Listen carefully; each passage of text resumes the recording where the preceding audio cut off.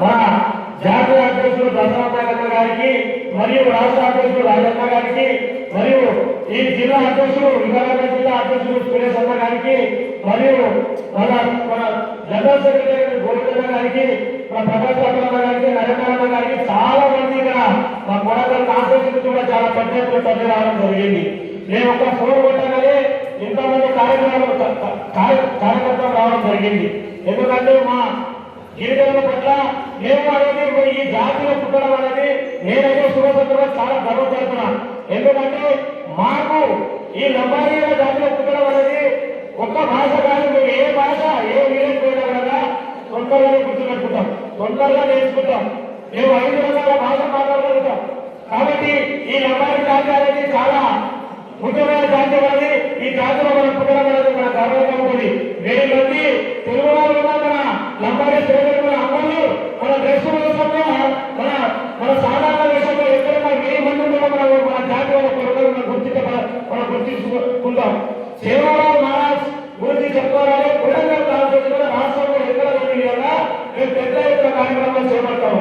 గౌరవ ముఖ్యమంత్రి గారి ఆదేశాల మేరకు మేము ఇక్కడ కొడంగల్ కాన్స్టిట్యూన్సీలో రేవంత్ రెడ్డి గారికి మేము ప్రోగ్రాం జరిగింది సార్. గత ప్రభుత్వం మనకు దాదాపుగా 3 ఎకరాల ల్యాండ్ మనకి ఇచ్చింది ఇక్కడ కొడంగల్ ప్రాంతంలో. దాని తర్వాత 3,65 లక్షల రూపాయలతో మేము బంజారా భవనాన్ని కట్టకపోతున్నాం. ఇప్పటికే కంట్రోల్లో పూర్తి కావడం జరిగింది. అతి త్వరలో మొదలే కళా వెంకటేశ్వర కలిసి మాకు బంజారా సేవాలను నరేంద్ర గుడి కట్టుకోవడానికి 1 కోటి రూపాయలు కూడా 1 కోటి అయితే మాకు వెంకటేశ్వర గారు వెంబడి 1 కోటి రూపాయలు ఇస్తామని చెప్పడం జరిగింది. ఈ సభ చెప్పాలంటే సురేష్ అన్న కొడంగల్లో రోజు ఇలా తిరుగుతా ఉంటారు.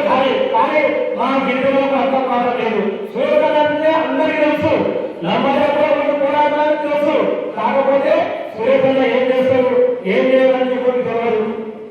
ఈ రోజు ఈ ఆవిర్భావ సభ కొడంగల్ చౌరస్తలో నేను కూడా ఎలక్ట్రిక్ పనిచేసిన శుభ సందర్భాలే కొడంగల్ చౌరస్తలో జనతారీశ్వర కార్యక్రమాలు 5 సంవత్సరాలైంది.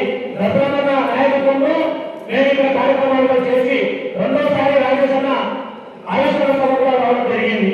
ఈ రోజు ఈ 30 సంవత్సరాలు మా కొడంగల్ దాకా గిరిజనులకు తెలియదు. ఎందుకంటే ఈ సభ మొట్టమొదటి సభ ఈ సభ ఇంటర్వ్యూ ఫస్ట్ చెప్పగానే 1 నెల రోజుల నుంచి రాజేష్ అన్న దాదాపు 20 రోజులు కొడంగల్కి వచ్చి ఎవరు తెలియదు తక్కువ రోజు నా దగ్గర రావడం జరిగింది. నా దగ్గర రావడమే నేను కొడంగల్ మున్సిపల్ చైర్మన్ అశోక్ గారితో మాట్లాడడం జరిగింది. కొడంగల్లో ఆయుర్వేద పెట్టుకోం అయ్యా అని చెప్తే మరి ఎవరు ఈ లేకుండా మరి ఎందుకు వచ్చారని అడిగితే మా అమ్మాయి హక్కుల గురించి పోరాడుతున్నారు. వేరే రాజకీయాలు కాదు, రాజకీయాలు కొట్లాట లేదు.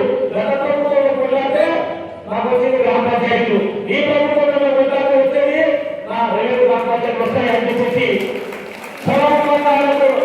లైవ్ చెప్పడం జరిగింది. అదే దాంతో అక్కడే మున్సిపల్ చైర్మన్ గారితో మాట్లాడి దాదాపు 20 రోజులు కూర్చున్న తర్వాత ఈ ప్రోగ్రామ్ తప్పకుండా ముఖ్యమంత్రి గారు ఆహ్వానిస్తాం, మీరు మాకు పర్మిషన్ ఇవ్వాలి అన్నాం. తిరుపతి గారు ఆహ్వానిస్తాం, మేము పర్మిషన్ ఇవ్వాలి అన్నాం. మాట్లాడిన తర్వాత మా చైర్మన్ గారు సానుకూలంగా స్పందించి అక్కడక్కడ నుండే సీఎం గారికి పిఎస్ ఫోన్ చేసి మా రాష్ట్ర నాయకులు వస్తున్నారు, కొడంగల్లో 30వ ఆవిర్భావ సభ పెట్టుకుంటున్నారు, పర్మిషన్ ఇవ్వాలి. సూర్యన్న కొడంగల్ వచ్చినప్పుడు సీఎం గారి నివాసం వెళ్తేనే సూర్యన్నకు ఎంత నిఘా ఉందని ఇప్పటికీ పోలీసులు సిఐలు తర్వాత ఎస్ఐలు ఎప్పుడు నా భావం జరిగింది. నేను లోపల కూర్చున్న శంకర్రావు సూర్యన్నకు వచ్చి ఎడ్యుకేషన్ అంటే ఏం చేస్తారు తప్పకుండా నేనేమన్నా తప్పకుండా మనకు అది సాయంత్రం మాట్లాడలే ఎందుకంటే రమ్మని చెప్పిన అటువంటి పరిస్థితులు ఉన్న సూర్యనే దాని మీద ఎవరి కృతజ్ఞతలు పంపించి మాట్లాడించి సరే సార్ కూడా పెద్ద మనసుతో మీరు సమర్పించుకోండి, అదే మీ హక్కుల కోసం పోరాడడం తప్పేం కాదు, పోరాడుకోవచ్చు, మీరు అనుకోవచ్చు. ఈ సభకు తప్పకుండా పెట్టుకోవాలని చెప్పేసి గౌరవ మన తిరుమల సభ చెప్పడం జరిగింది. అదేవిధంగా సార్ అక్కడ సీఎం గారు వెళ్తామని చెప్పినాం. సీఎం గారు వెళ్తానంటే కదా మాకు అబ్బాయి ప్రశాంతంగా ఇప్పటికి జరిగింది. సార్ వెళ్ళకుండా పోతాం అయినా కూడా వెళ్ళాం. రాజేష్ అన్న కానీ మరి పరమేశ్వర కానీ మా సభ్యులు కానీ మా సురేంద్ర కానీ అందరికీ తీసుకొచ్చింది మాకు. కానీ సీఎం గారు నాకు పొద్దున 8 గంటలకు అపాయింట్మెంట్ ఇచ్చాము. మేము పోవడమే లేదండి. 9 గంటలకు పోయినాం, 11 గంటలకు పోయినాం. అప్పటికి మంత్రి సమావేశం జరిగింది. సరే అన్నాం, మనం ఏదో స్టార్ట్ చేస్తే 19 శాతం 7 గంటలకు అపాయింట్మెంట్ ఇస్తాను. చెప్పినట్లే మాకు 7 గంటలకు 8 గంటలు ఉంటారు సీఎం గారు. ఎవరు యువకులు మాకు అపాయింట్మెంట్ ఇచ్చి అన్న మొత్తం ఉన్న విషయాలు గోడని భాషలో ఎన్నికల చేయాలని సాధన 2 నిమిషాలు మాట్లాడడం జరిగింది. ఎన్నికల చేయాలని చెప్పేసి అన్న చెప్పడం జరిగింది. మా తాతలు 7 గంటలకు చేయాలని చెప్పడం జరిగింది. ముఖ్యమంత్రి గారు నేను నలుగురు ఈ సమయంలో మాకు సాధన అంటే అంతా చేసుకొని విధానం చేసుకొని మంచి చేసుకొని ఏదో విధానంగా మాట్లాడుకుంటా లోపలి సమస్య పరిష్కరిస్తున్నామని కూడా శ్రమించడం జరిగింది. ఇంతటి ముఖ్యమంత్రి గారు మనందరికీ అందుబాటులో ఉన్న ముఖ్యమంత్రి వరంగల్ ముఖ్యమంత్రి ఈ రాష్ట్రానికి ముఖ్యమంత్రి రేవంత్ రెడ్డి గారు అనేక కార్యక్రమాలు గత ప్రభుత్వ గ్రామాలు చేస్తే పక్కా గ్రామాలకు కావచ్చు 30 లక్షల గ్రామాల బిల్డింగ్ ప్రతి తాళకు రావడం జరిగింది. ప్రతి తాళకు అంగన్వాడీ బిల్డింగ్ ఒక బిల్డింగ్ రావడం జరిగింది. ప్రతి తాళకు బిల్డింగ్ పక్క రావడం జరిగింది. ఇంకా ఎన్నో కార్యక్రమాలు ఉన్నాయి. మన కళాకారులకు వెళ్ళిన ఏ పార్టీకి సంబంధం లేదు.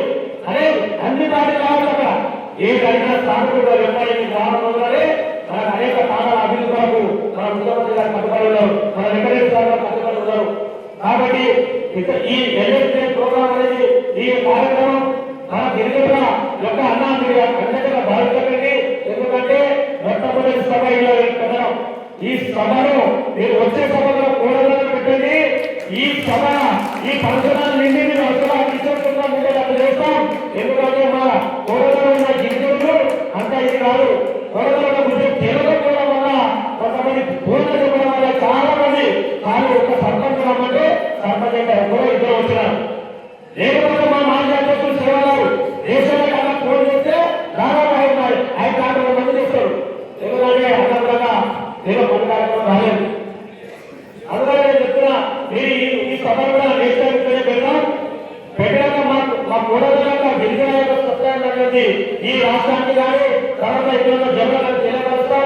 ఈ కార్యక్రమం ఇంత పెద్ద ఎత్తున హాజరైన ప్రముఖ నాయకులందరికీ నేను పేర్కొన్న తెలుపుతూ ముఖ్యంగా మన సురేష్ గురించి చాలా కష్టపడుతున్న అన్న ఒక్కరికి ఫోన్ చేస్తే ఎవరు రావడం లేదని చెప్పేస్తే మా కాంగ్రెస్ బాంబులు ఒక మా సొంత మసినాలకు పెట్టి జరపడం జరిగింది. అయినా గెలుపడి రాలేదు. ఇక్కడ ప్రోగ్రాం వెళ్ళాలి అని చెప్పేసి నేను పొద్దునే రావడం జరిగింది. అన్ని కార్యక్రమాలు గత సంవత్సరంతో పంచుకొని అన్ని కార్యక్రమాలు ఎక్కడ చేయడం జరిగింది. నేను రాజీ 12 వరకు ఇదే పనుకోవడం జరిగింది.